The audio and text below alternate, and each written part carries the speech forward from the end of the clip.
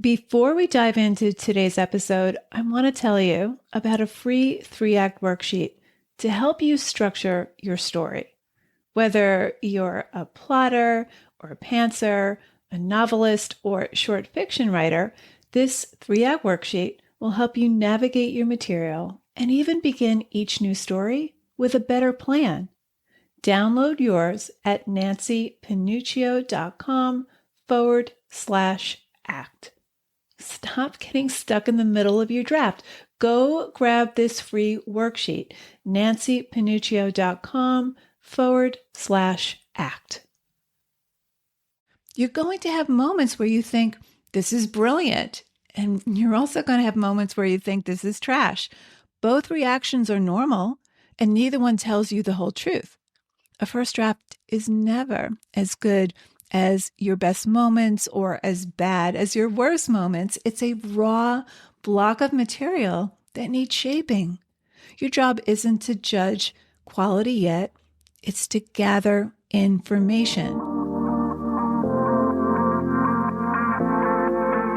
Writer Unleashed is for you, a writer who has a story you want to bring onto the page and into the hearts and minds of readers. I'm Nancy Panuccio, writer, editor, and book coach. Each week, we'll explore techniques, mindsets, and inspiration for writing stories readers can't put down. Thanks for spending some time with me today. Now, let's begin.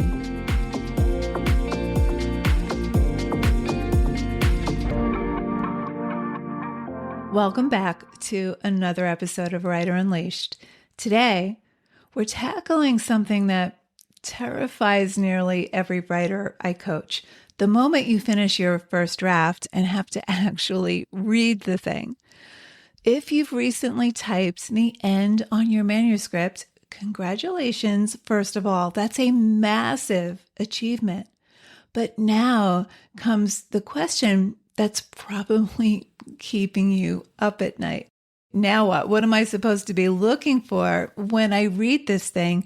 And what if it's terrible? Here's what I tell every single one of my clients. The first read through is not about fixing everything. It's not about line editing. It's not even really about judging whether your book is good or bad. The first read through has one primary job: to help you understand what story you actually wrote versus what story you thought you were writing. So today I'm going to give you a clear framework for approaching that first read through so you're not drowning in overwhelm, second guessing every word, or spiraling into this is garbage panic mode. So before we dive into the specifics, let me tell you why this step is so crucial and why you can't skip it. When you're drafting, you're writing forward. Your brain is in creation mode. You're making decisions scene by scene, chapter by chapter, sometimes moment by moment.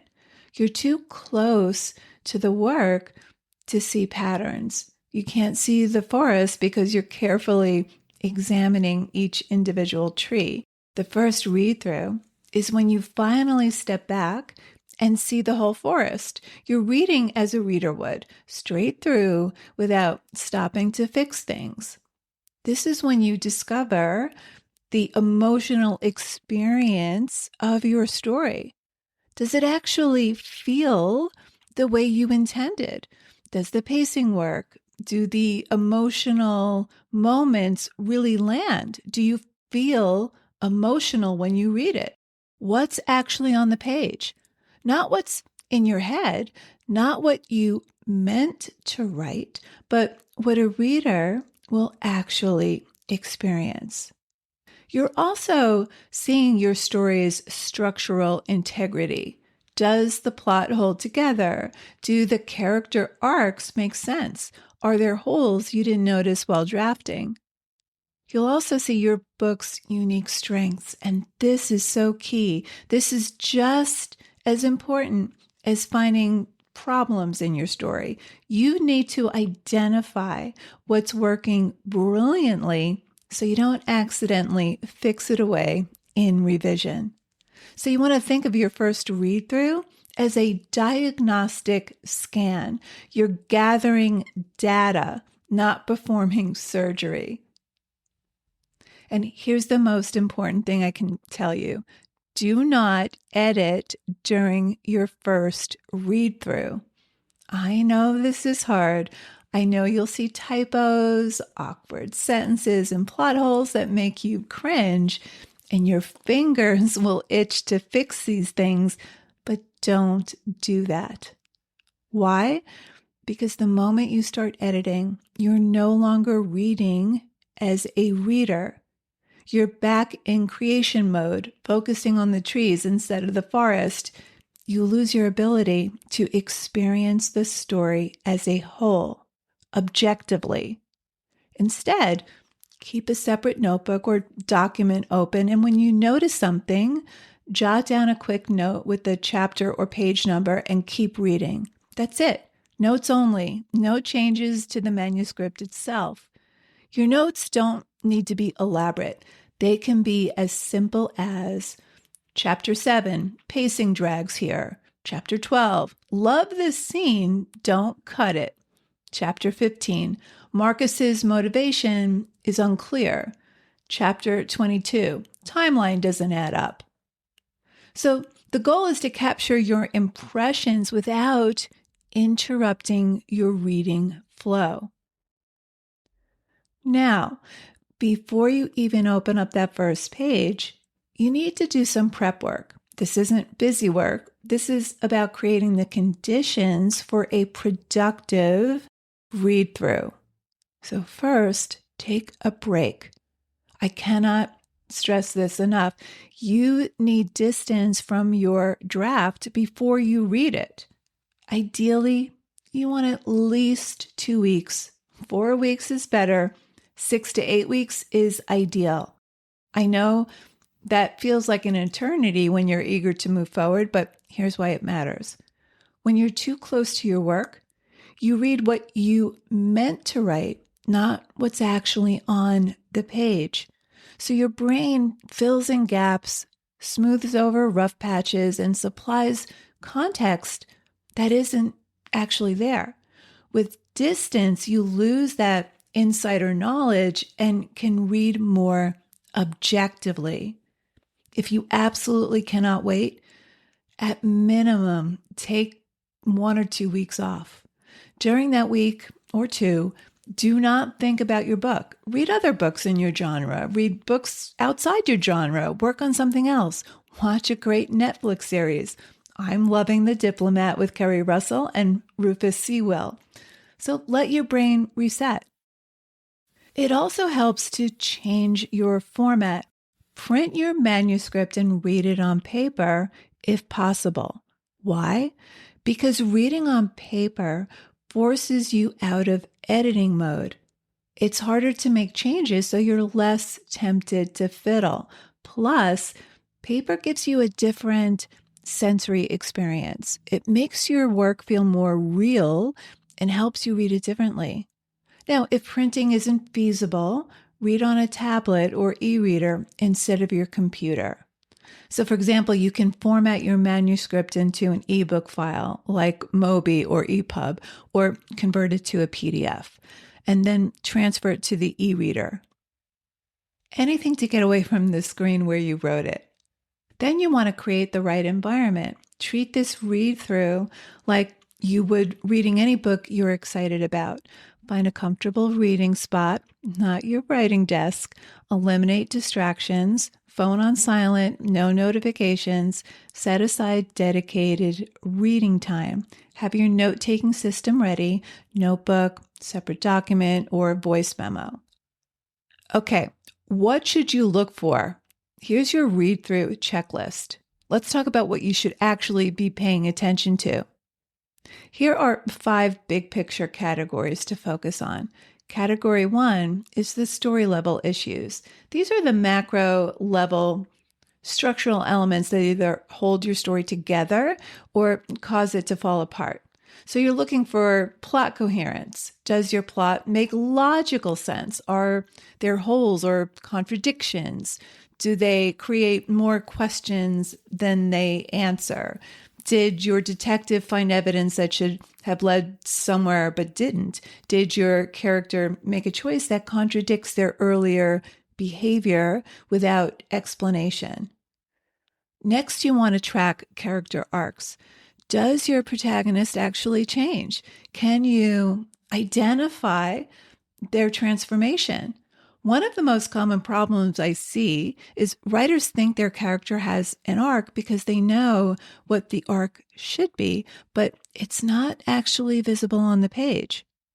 Next, you want to look for stakes and tension. Does the story build towards something? Do you care what happens? If you find yourself thinking, I'm bored, or who cares while reading your own work, if your mind is drifting while you're reading it, well, that's going to happen to your reader too. You also want to look at pacing and momentum. Does the story move at the right speed? Are there sections that drag? Are there sections that rush past, but there are important moments that demand to be slowed down? If you're skimming, your readers will too. And then you want to look for thematic coherence. Do your themes actually come through? Or did you get so caught up in plot that your thematic threads disappeared? Okay, on to category number 2. You want to look for character level issues. Is it clear who the story is about? Does your protagonist drive the action, or do things just happen to your protagonist? You also want to look for character motivation. Do your character's choices make sense given who they are? Or do they do things because the plot requires it, even if it doesn't fit who they are? You want to watch for moments where you think, wait, why would she do that? If you're confused about your own character's choices and motivations, readers will be lost. You also want to look at your secondary characters and the clarity around them. Can you tell your secondary characters apart? Do they serve a clear purpose in the story? Or are there characters who seem to exist just to fill space? Okay, category number 3 is the scene level. You want to make sure each scene in your story has a purpose. Does each scene move the story forward? Does it reveal character, or does it do both? If you find yourself thinking, this is well written, but I'm not sure why it's here, note it. Every scene should earn its place. You also want to look at the scene entry and exit. Do you enter each scene at the right moment, or do you spend too much time on setup before anything happens? Do you exit at the right moment? Are you exiting too late, or do you linger after the important moment has passed? Is there tension or conflict in your scenes, even the quiet ones? Or are there scenes that are just characters having pleasant conversations with no obstacles or stakes? You want to look for those emotional moments. Do the emotional moments land? Do they feel earned, or do they fall flat? Okay, category number 4 is your opening and ending. Your opening and ending deserve special attention. So here's what you want to ask. Do the first 5 to 10 pages of your book hook you? Do they establish voice, character, and stakes? You have to be ruthlessly honest here. Even if you, the person who wrote it and knows where it's going, finds the opening slow, your readers are going to bail. So does the first act establish the story question and set the story in motion?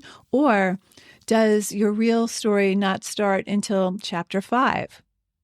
Look at your ending. Does the ending deliver on the story's promise? Does it resolve the main plot and character arc? Does it feel rushed, or does it linger too long after the climax? And what's the emotional note that you end on? How do you feel when you finish reading? Do you feel satisfied? Do you feel moved? Do you feel confused, disappointed? Your emotional reaction to your own ending is valuable data. Okay, category number 5, the reader's experience. This might be the most important category of all. How did it feel to read your story? You're looking for emotional engagement. Did you care about what happened and who it happened to? Were there moments that moved you even though you wrote them? If you find yourself emotionally detached from your own story, readers will too. And then stamina. Can you keep reading, or did you have to force yourself to continue? Be honest. If you're the author and you're struggling to get through certain sections, those sections need work. Okay, here's what to ignore during your first read through. There are things you should not worry about during this first pass. This is equally important because if you try to focus on everything, you'll focus on nothing. So I want you to ignore sentence level prose. Do not worry about awkward sentences, repeated words, cliched phrases, passive voice, or typos and grammar errors. Why? Because you might end up cutting entire chapters in revision. There's no point polishing sentences that won't exist in the next draft. I also want you to ignore comparison to other books. This is not the time to think, this isn't as good as whatever famous author you admire. This doesn't work like whatever best-selling book you admire. Your first draft will not be as polished as a published book that went through multiple rounds of revision. Your job right now is to understand what your story is, not to compare it to someone else's finished product. I want you to ignore marketability concerns. Don't worry about whether it fits current market trends, what agents might think, or if the word count is right. These are legitimate concerns, but they're for much later. Right now, focus on story, character, and structure. Ignore thoughts like, this should be funnier, or there should be more action. These vague should statements are usually based on external expectations rather than what your specific story needs. So instead, ask, does this story deliver on its own promises? Does it work on its own terms? Ignore the urge to judge the overall quality of your story. Resist the urge to pronounce your entire manuscript good or bad. You're going to have moments where you think, this is brilliant. And you're also going to have moments where you think this is trash. Both reactions are normal, and neither one tells you the whole truth. A first draft is never as good as your best moments or as bad as your worst moments. It's a raw block of material that needs shaping. Your job isn't to judge quality yet. It's to gather information. Okay, once you've finished reading, here's what to do. Take a day to process. Don't immediately dive into analysis. Let your impressions settle. Sleep on it. Your subconscious will keep working, and you'll have clearer insights after a short break. Then turn to your notes. Look for patterns in your notes. Read through all your notes and ask yourself, what issues came up repeatedly? If you wrote pacing drags 6 times but only noted timeline confusion once, you know pacing is a bigger concern. What surprised you? Were there sections you expected to love that fell flat? Sections you weren't sure about that actually worked beautifully? Where did you lose engagement? Look for patterns in where you got bored, confused, or emotionally detached.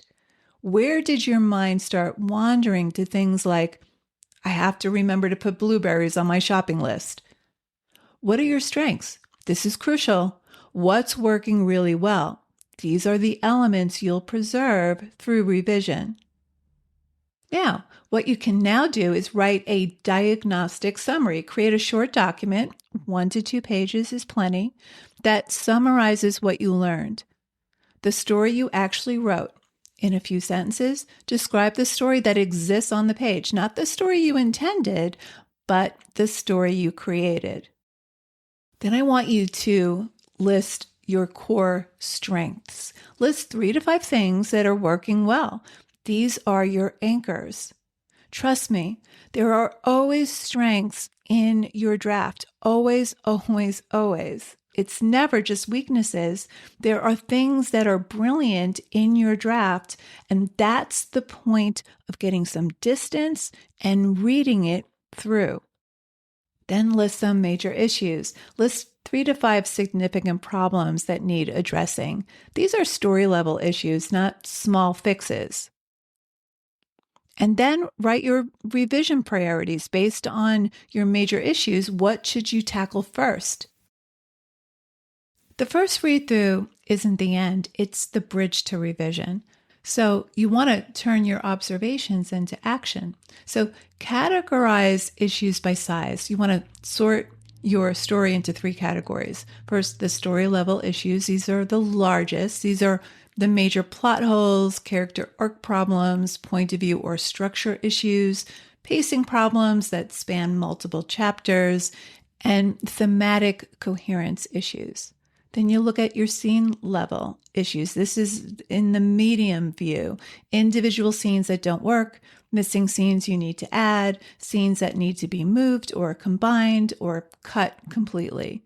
And then you can look at line level issues. That's the last thing. That's the micro level. This is awkward prose, repetitive language, descriptive problems, dialogue issues, etc. So you want to prioritize story level issues first. You always want to work from largest to smallest. Why? If you have a major plot hole in chapter 15 that requires rewriting chapters 16 to 20, there's no point in line editing those chapters first. If you need to cut a character's entire point of view, there's no point polishing those scenes first. So let's recap everything into a clear action plan. Before you read, take a break. Minimum 1 week, I would say ideally 4 to 6 or even 8 if you can. Then print your manuscript or transfer to a reading device. You want to create a distraction-free reading environment and prepare your note-taking system. So that's pre-read. During your read, you want to read straight through without editing. Take notes on story level, character, scene, and reader experience issues. Note both problems and strengths. Resist the urge to judge your overall quality. Then after you read, take a day to process. Review your notes for patterns. You're looking for patterns. Write a diagnostic summary. Create a prioritized revision plan. Then begin revision. You want to start with your story level issues, move to scene level issues, and save line level polishing for last. Trust the process. Here's what I want you to remember.